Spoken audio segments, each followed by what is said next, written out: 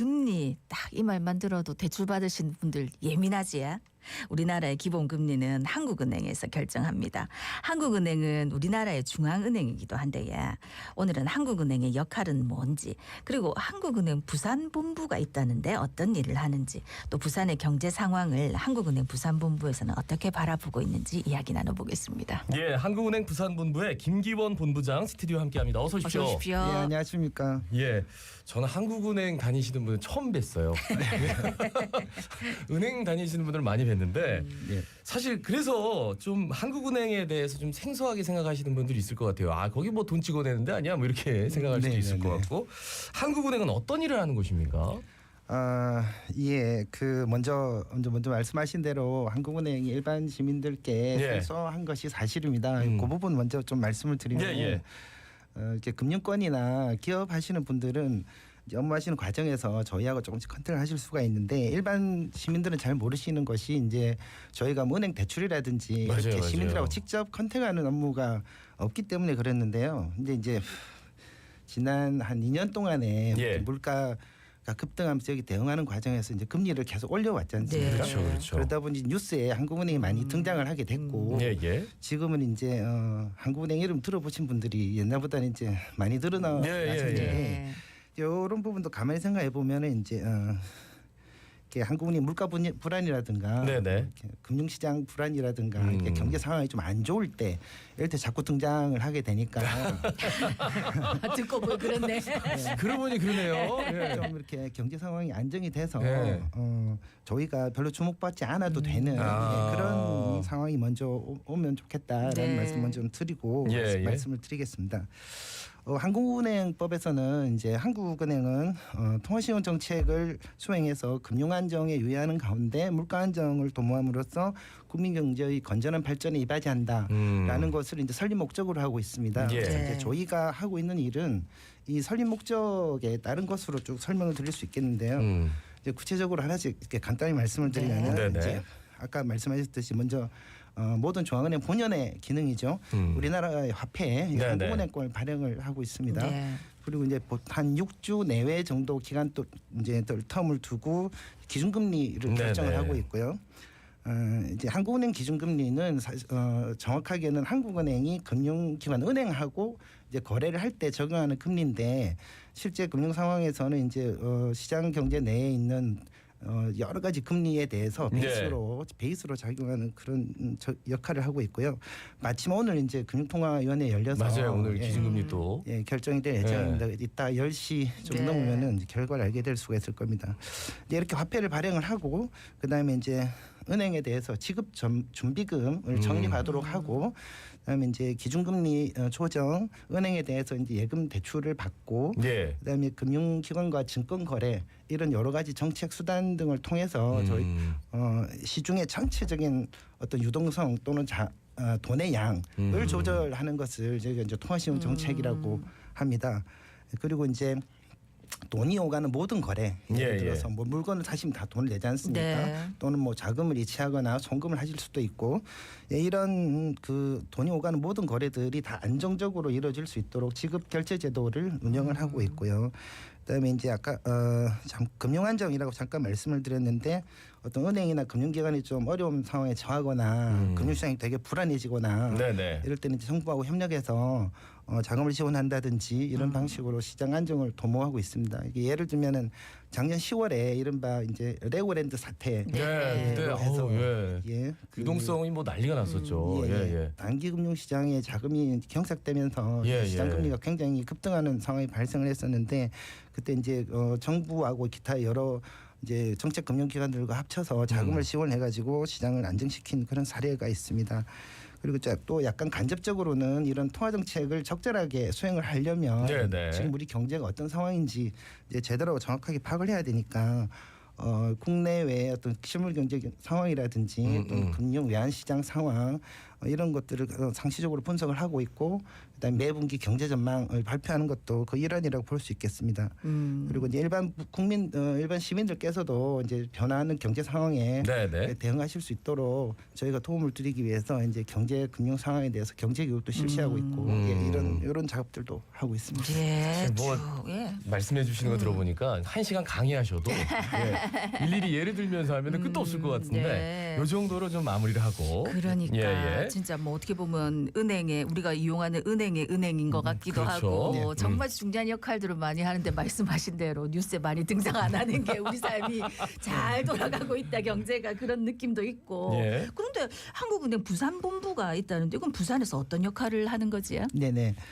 조금 전에 말씀드린 한국은행 이제 전체 차원에서 하는 정책 수행이라든지 이런 부분이 이제 지역 본부에서 이제 이루어지는 과정들이 있습니다. 예, 예. 그런 부분들 수행을 하고 있고 그다음에 또 조사 연구 쪽에서는 저희는 저희 나름대로 부산 경제에 대해서 조사 분석도 하고 정책도 이제 부산 경제에 도움이 되는 그런 방향으로 수행을 하고 있는데요. 이 부분 또 간단히 말씀을 드리면. 예. 먼저 이제 지역본부 본연의 기능이라고 할 수 있는데 이게 화폐를 직접적으로 이제 저희가 발행하고 또 이렇게 환수라고 하는데 걷어들이고요. 이런 화폐 관리를 하고 그다음에 부산 지역에 있는 중소기업에 대해서 은행이 대출을 주면은 저희가 은행을 간접적으로 지원을 해서 이제 중소기업에 간접적으로 자금을 지원하는 업무들이 있습니다. 예, 예. 그리고 또 수출입하시는 기업이라든지 또는 개인이 왜곡한 거래를 할 경우에 네. 은행이나 저희한테 신고해야 되는 사항들이 있거든요. 이런 왜곡한 심사 업무를 하고 있고요.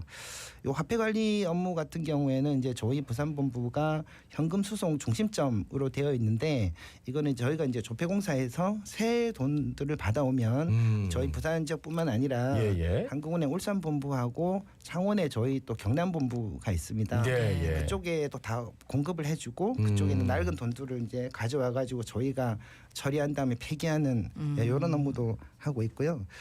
그다음에 이제 중소기업 금융 지원에 대해서 잠깐만 또 네, 네. 자세히 말씀을 네. 드리면 이제 한국은행은 저희 은행 전체적으로 이제 은행이 중소기업 대출을 취급하는 것을 좀 더 촉진하기 위한 목적으로 금융중개 지원 대출이라고 하는 제도를 운영을 하고 있습니다. 네. 요거는 이제 구조가 어떤 사전에 정해놓은 특정 업종에 속해 있는 중소기업에 대해서 은행이 자금을 지원을 하면은 통상 한 50% 이내의 규모의 자금에 대해서 낮은 네, 금리로 한국은행이 그 은행에다가 자금을 지원을 해주게 됩니다. 그럼 이제 결과적으로는 그 대출을 받는 기업은 대출 금리가 내려가는 효과를 보게 되고요. 이 제도의 전체적인 그 안에 있는 프로그램의 어떤 뭐 지원 규모, 또 금리, 또 각 지역 본부에 있는 자금을 얼마나 줄 것인가 이런 거는 이제 저희 서울 본부에서 결정을 하고 네네. 부산 같은 경우에는 그걸 받은 다음에 그럼 부산에서는 어떤 업종에다가 지원해주고 그 업종에 대해서는 얼마씩 지원을 지원 해주네요. 조건을 어떻게 해줄 것이냐 이런 부분을 결정을 하고 있고요. 현재는 이제 부산시가 지정한 지역 전략 산업 이런 예, 것들이 예, 있습니다. 그런 업종들이 있고 그다음에 경기 부진 업종, 그다음에 벤처 혁신 기업 등 약 한 12,000개 정도 네, 네. 기업에 대해서 총 7,579억 원을 네네. 지원을 하고 있고요. 특히 이제 코로나 팬데믹 이후에는 이제 우리나라 전체적으로 다 이렇게 자금 지원이 이루어졌는데 부산 같은 경우에는 피해 기업 약 8,000개 업체에 대해서 1조 100억 원 정도 자금을 지원해서 위기를 이제 넘어가는데 좀 도움을 드린 적이 있습니다. 그래요. 그런 거 보면은 정말 이제 약간 공평정당, 공정해야 될 것 같고 계시는 분들이 네네. 늘 경제 상황을 예의주시해야 될 것 같고 현장에서 목소리를 또 듣고 거기에 반영을 해야 되는 거잖아요. 네네네. 정말 하실 일이 많은 것 같은데 최근에 부산의 경제 상황 뭐 매일매일 예. 면밀히 검토하고 계시니까 네네. 아 정말 많이 힘들어요. 예. 예. 어떻게 보고 계십니까? 제일 앞에 제가 저희 이름이 좀 안 나왔으면 좋겠다. 말씀을 예, 김기현 본부장님 무슨 말씀이십니까? 아시다시피 우리나라 지금 전체적으로도 경제 네. 상황이 좀 어렵고요. 네. 우리 부산 경제 상황도 이게 긍정적이라고 말씀드리기가 어려운 상태로 보고 있습니다. 예. 먼저 이제 제조업 산업을 보면은 지난해 하반기 이후에는 어찌 보면 다행스럽게도 이제 자동차 조선업 쪽이 이제 경기가 괜찮아서 저희가 그쪽에 이제 그 부품 제조하는 쪽이 많이 있습니다. 그래서 네. 이쪽 부분이 좀 활발해가지고 그 덕에 이제 전국 평균보다 좀 괜찮은 모습을 보여왔었는데 예. 최근에는 그 부분도 조금씩 이렇게 네, 많이 네, 둔화되고 있는 모습이고요. 그리고 조선업 같은 경우에도 인력난이라든지 이런 이유 때문에 생각보다 개선세가 좀 부진한 그런 모습입니다. 이제 뭐 어떻게 보면은 그 지금 현재 반도체나 석유와 이런 부분이 많이 안 좋아서 전국적으로는 이제 좀 이렇게 굉장히 안 좋은 상태인데 뭐 전국 평균만큼은 아니겠지만 어쨌든 부산도 별 좋은 상태는 아닌 모습으로 보고 있고요. 네. 비제조업 같은 경우에도 뭐 다들 아시다시피 지금 건설 경기가 굉장히 안 좋은 상태고 예. 그다음에 관광업 같은 경우에도 지금 성수기가 거의 다 지나가고 있는데 그 해외 관광 수요가 크게 늘어나고 그다음에 기후도 이상 기후를 많이 보여가지고 네. 관광 산업도 별로 그렇게 기대만큼 호조를 보였다고 보기는 어려울 것 같습니다. 약간 다만 이제 그나마 고용 같은 경우에 취업자 수가 한 28개월째 계속 이렇게 늘어나고 있고 소비자 심리 지수 등 이런 심리 지수들은 그나마 조금씩 그 금년 들어서 양호한 모습을 아직 이어가고 있어서 약간 다소 좀 미약하지만 좀 반등할 수 있는 그런 모습도 조금 신호도 좀 발견되고 있다. 예. 정도로 말씀드릴 수 있습니다. 굉장히 좀 겸손하게 조심스럽게 말씀해 주시네요. 그래도 이제 개선에 좀 신호가 보이고 있다 하니까 뭔가 희망을 걸어볼 수는 있을 것 같은데. 살아야죠. 어떡해요, 우리. 뭐 리스크는 너무 많으니까요. 성장 지속하기 위해서 필요한 과제 어떤 게 있을까요? 예. 사실 이제 그 부산 경제 구조는 어떤 뭐 지역마다 다 그렇습니다만은 이렇게 제조업 비중이 전국 평균보다 좀 낮고 서비스업이 좀 높고 이런 맞아요. 지금 현재 그런 특성이 있습니다. 근데 이런 부분을 산업 측면에서 보면은 아주 좀 거슬러 올라가서 어떤 산업 구조의 전환을 이제 제때에 이렇게 제대로 이루어지지 못했다는 좀 아쉬움이 있는 게 사실인 것 같습니다. 그래서 흔히 말하는 좀 반도체 같은 그런 첨단 어떤 기술 고부가치 산업들이 이게 전국적으로 이렇게 국내에서 성장해 나갈 때에 그런 부분에서도 비중을 좀 확대했으면 좀 도움이 됐을 텐데 어찌 보면 또 요즘은 그런 부분이 또 좀 부진하고 있어서 이게 좀 사실 동전의 양면적인 모습은 있는 것 같습니다. 근데 그런 이제 지나간 부분은 놔두고 그럼 앞으로 새로 이제 성장 동력을 확충할 수 있는 그런 길을 모색을 해야 될 텐데요.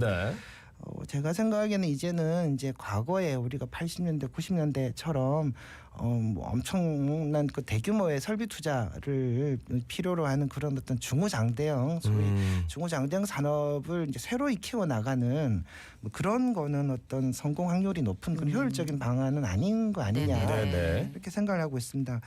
이렇게 어떤 첨단 기술의 발전 속도가 지금 나날이 빨라지고 있고 그렇기 때문에 어떤 글로벌 산업 구조의 변화 이런 부분을 이렇게 빠르게 잘 파악을 하고 여기에 발빠르게 대응할 수 있는 그런 능력을 갖추는 것이 더 중요하다. 좀 그런 생각을 하고요. 그런 점에서 봤을 때 이제 지금 부산시에서는 뭐 핀테크 산업이라든가 어떤 디지털 금융 쪽에 역점을 둬서 관심을 크게 가지고 있는데 이런 부분 의미가 있다고 생각합니다. 이렇게 그 디지털 경제로 전환하는 거라든지 또 최근에 계속 관심이 많은 ESG 부문 이런 쪽 산업하고에 더해서 서비스업 쪽에서도 헬스케어 부문에서도 어떤 성장의 가능성을 찾을 수 있다고 생각합니다. 아시다시피 우리 부산은 이제 그 고령화 속도가 전국의 대도시 중에서는 가장 빠른 수준이고 여기에 이제 제대로 적절하게 대응을 못하면 사실 성장에 둔화되는 그런 요인으로 작용할 수 있는데 이렇게 오히려 발상을 전환을 해서 고령층 인구가 많은 만큼 더욱 이제 적극적으로 의료 서비스를 더 고도화하고 어떤 실버 산업을 적극적으로 육성을 해서 부산이 이제 고령층 인구의 안식처로 이제 인식되고 그렇게 거듭날 수 있으면 어떤 좀 힘든 그런 도전 과제이지만 예, 예. 이 위기를 기회로 극복할 네. 수 있는 그런 부분에 기여할 수도 있을 걸로 생각됩니다. 그래서 예. 이런 부분 말씀드리면 어떤 부산이 가진 특성 이런 부분하고 잠재력을 잘 살려서 네네. 예, 그 새로운 성장 동력을 찾아낼 수 있는 그런 길이 여지들이 네. 계속 있을 걸로 생각하고 있습니다. 뭔가 우리가 가지는 뭐 여러 가지 리스크들을 오히려 반전의 기회로 네, 네. 삼을 수 있는. 그래서 뭐 경제를 단기적, 장기적 관점으로 파악하고 계신데 그러면 이런 그 조사 연구 결과를 공유하면서 계속해서 이제 부산시하고도 이제 소통을 하시는 거잖아요. 네, 네. 예. 뭐 계속해서 어떤 노력을 하고 계시는지 그것도 좀 궁금합니다. 예, 아까 저희 부산본부의 업무 내용을 이제 처음에 말씀드리면서 네. 이제 그 부산 경제에 대한 조사 분석 이런 부분도 말씀을 드렸는데요. 그러니까 저희 한국은행 전체 차원에서 이제 정책 수행하고 있는 내용하고 취지를 지역에 열심히 알리기도 하고 저희 자체적으로 이제 조사 연구 인력을 활용을 해서 부산 경제에 도움이 되는 그런 어떤 현안이나 이슈들에 대해서 이제 분석 작업을 하는 것을 매우 중요하게 생각을 하고 있습니다. 그래서 이제 조사 연구 작업들은 주기적으로 하는 부분들도 있고 이제 그런 내용들은 예를 들면은 그 저희가 매달 이제 부산 지역 실물 경제 동향, 예, 또 예. 금융 뭐 여두신 동향, 그리고 뭐 소비자 동향 조사, 기업 경기 조사 이런 보도 자료들은 매월 내고 있고요. 그다음에 또 특정 주요 이슈나 현안에 대해서도 분석을 해서 자료를 작성하는데 요거는 부산시청에 계신 관계자분들하고 산업계, 학계 이런 분들하고 적극적으로 공유를 해서 예. 그런 조금 이슈가 좀 무거운 것들은 금방 결론이 나지는 않으니까 네. 공유해서 계속 이제 토론하고 하면서 네. 내용을 키워나가는 방향으로 하고 있습니다. 네. 알겠습니다. 정말 중요한 일을 하고 계시는데 저희가 진짜 몰랐습니다. 그리고 부산 출신이시라고요. 예. 그래서 부산에 대해서 좀 더 마음 아프게 이렇게 바라보시는 게 느껴졌어요. 오늘 인터뷰하면서. 네, 말씀 잘 들었습니다. 오늘 고맙습니다. 고맙습니다. 네, 한국은행 부산본부의 김기원 본부장이었습니다. 예, 자갈치 아줌마 18,223회 박성원이었습니다. 아나운서 김도현이었습니다. 오늘도